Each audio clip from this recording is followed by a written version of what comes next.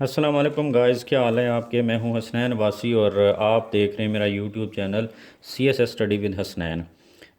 हमने international relations को शुरू किया हुआ है और आज हम इंटरनेशनल रिलेशंस की थ्योरीज़ स्टार्ट कर रहे हैं और मैं कोशिश करूंगा कि आपको सही तरीके से समझा सकूं, क्योंकि ये थ्योरीज़ जो हैं ये बड़ी इंपॉर्टेंट हैं और IR का जो पेपर 2 होता है उस वो टोटली डिपेंडेंट होता है थ्योरीज़ के ऊपर। अगर आपको थ्योरीज़ आती हैं और फिर how to apply in paper 2 अगर आप ये जानते हैं तो then you would be able to solve IR paper 2। Otherwise अगर आप सिर्फ क्योंकि क्वेश्चन तो वो करंट अफेयर्स के ही होते हैं, लेकिन उनमें और करंट अफेयर्स के पेपर में और IR के पेपर में फ़र्क कहाँ पर आता है कि आप सिचुएशन को समझ के उसको उसके अंदर थ्योरी अप्लाई करते हैं और फिर उसको एनालाइज करते हैं, तो वो जो एग्ज़ामिनर होता है उसको पता चल जाता है कि ये इंटरनेशनल रिलेशंस के पर्सपेक्टिव से इसने मुझे जवाब दिया है इस सवाल का। अच्छा, तो आज जो हम थ्योरीज़ डिस्कस करेंगे वो हैं रियलिज़म की थ्योरीज़ हैं और मैंने कंपैरिजन ड्रा किया है क्लासिकल रियलिज़म और नियो रियलिज़म के दरमियान।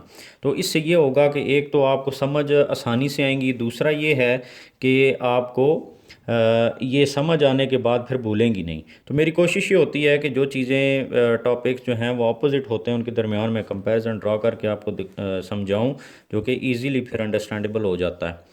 तो सबसे पहले देखते हैं कि व्हाट इज़ रियलिज़म। रियलिज़म क्या होता है। Realism is basically power politics in international relations. IR के अंदर जो पावर पॉलिटिक्स होती है उसको हम रियलिज़म कहते हैं, या इसको आप रियल पॉलिटिक्स भी कह सकते हैं। जिस तरह के हमारे इधर लोकल हमारे पाकिस्तान में कहा जाता है कि पाकिस्तान में पावर पॉलिटिक्स की जाती है, कि पॉलिटिक्स की ही पावर को अटेन करने के लिए की जाती है, कि हर किसी की कोशिश होती है मुझे कुर्सी मिले, कोई भी अवाम की खिदमत के लिए नहीं जाता। तो दिस इज़, अब क्या है इस डेफिनेशन अगर मैं आपको बताऊं तो politics is the struggle for the pursuit of power. Basically realism के अंदर पॉलिटिक्स क्या चीज़ है। पॉलिटिक्स होती है पावर का हसूल, पावर को हासिल करना।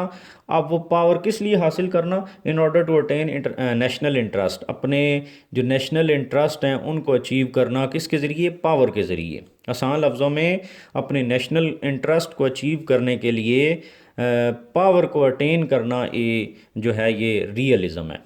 ठीक है, हमारा फॉर एग्ज़ाम्पल हमारा जो national interest perspective of India अगर देखे जाएँ तो वो हमारा एग्जिस्टेंस है। तो क्योंकि इंडिया शुरू से ही कहता है कि पाकिस्तान को हमने ख़त्म करना है, तो उसके लिए हमने पावर अटेन की। और पावर क्या, हमने एटम बॉम्ब बनाया। तो वो हमने क्या किया कि हमने स्ट्रगल की for the pursuit of power in order to attain national interest. अपने नेशनल इंटरेस्ट, जो हमारा नेशनल इंटरेस्ट क्या है, हमारी एग्जिस्टेंस। तो हमने उस एग्जिस्टेंस को अचीव करने के लिए अपना पावर बढ़ाई और दैट इज़ एटम बम। तो दिस इज़ बेसिकली रियलिज़म। अच्छा, अब हम देखते हैं कि क्लासिकल रियलिज़म और नियो रियलिज़म के दरमियान फ़र्क है। रियलिज़म आपको समझ आ गया, अब आपने क्लासिकल और नियो को समझना है और फिर ये थ्योरीज़ मैं आपको एक्सप्लेन कर रहा हूँ। क्लासिकल रियलिज़म जो है इसका यूनिट ऑफ एनालिसिस जो है वो इंडिविजुअल है। कि फॉर एग्ज़ाम्पल ये थ्योरी जब भी आप अप्लाई करेंगे तो ये इंडिविजुअल कैपेसिटी के ऊपर, एक ह्यूमन के ऊपर आपने अप्लाई करनी है। फॉर एग्ज़ाम्पल जैसे कि किसी मुल्क का लीडर है, ठीक है, तो अगर वो कोई डिसीजन मेकिंग कर रहा है और वो कोई ऐसे डिसीजन कर रहा है जिससे दुनिया के अंदर नारकी फैल रही है या वो पावर अपनी बढ़ाने की कोशिश कर रहा है, तो वहाँ पर मैं आपको एक एग्जांपल के एंड पे आपको एक एग्जांपल भी समझाऊंगा। पहले आप थ्योरी समझ लें।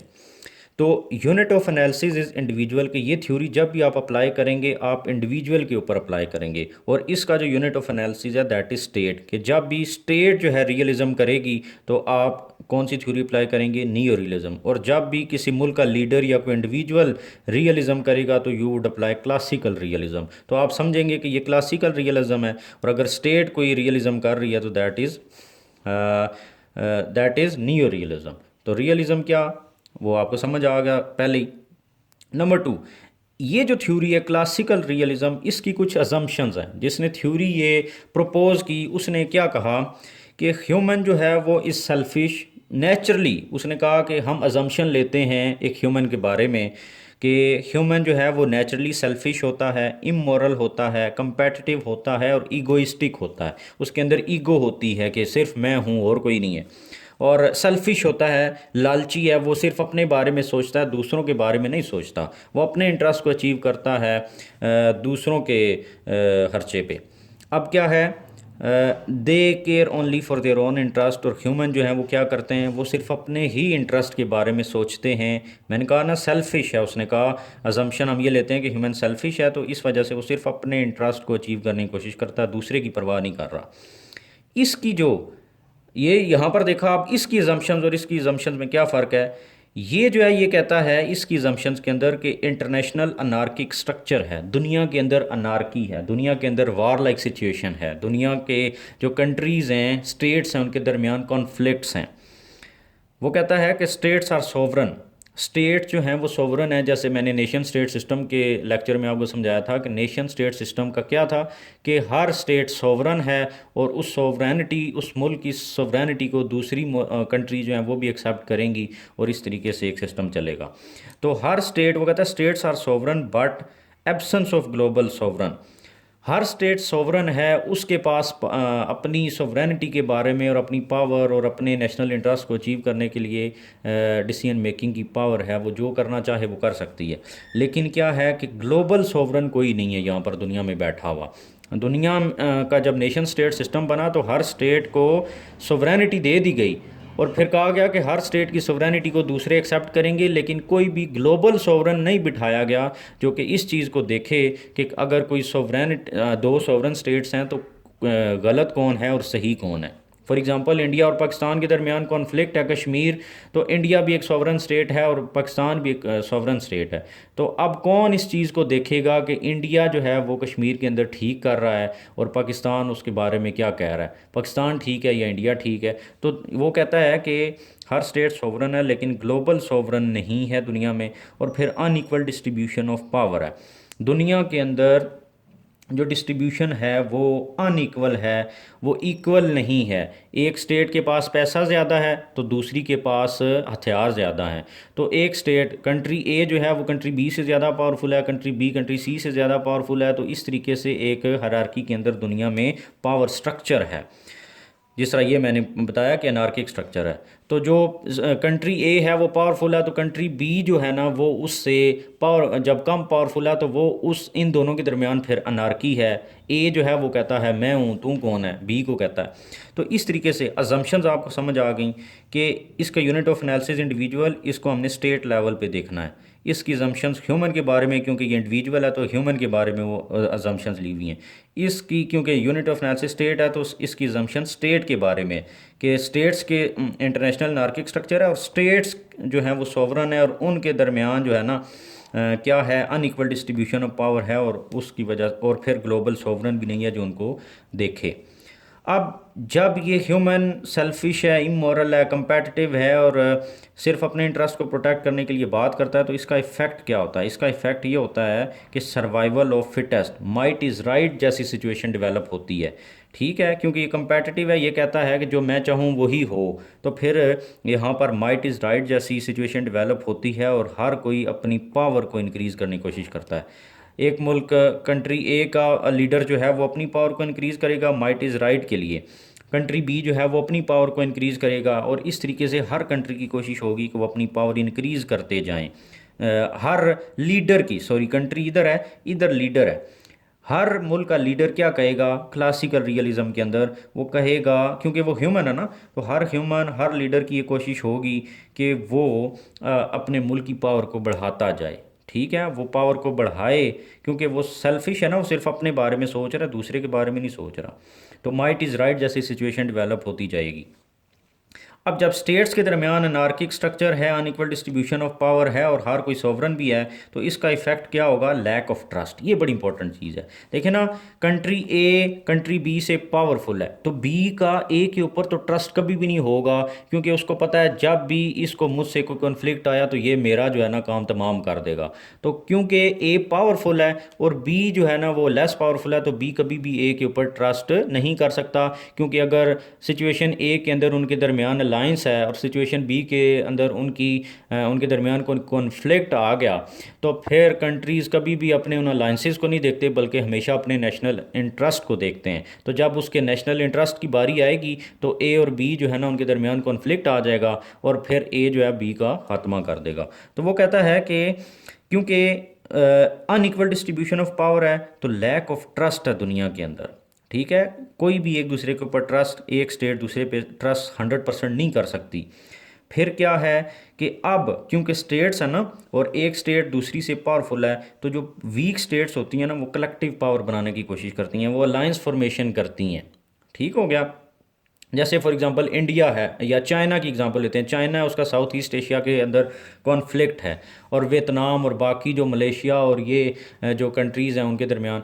अब क्या करेंगे, चाइना के साथ बाकी कंट्रीज जो हैं वो अकेले अकेले मुकाबला नहीं कर सकते, तो बाकी जो कंट्रीज़ हैं वियतनाम और वो सारे, वो क्या करेंगे, वो अलाइंस मेकिंग करेंगे और मिलकर चाइना के अगेंस्ट जो है जो भी स्टेप लेंगे वो लेंगे। तो वहाँ पर अलाइंस फॉर्मेशन होती है ताकि कंट्री ए जो है वो जब दूसरों के ऊपर हमला करने लगे तो उसको ये डर हो कि अगर मैं इनके ऊपर हमला करूँगा तो ये सारे मेरे ऊपर टूट पड़ेंगे।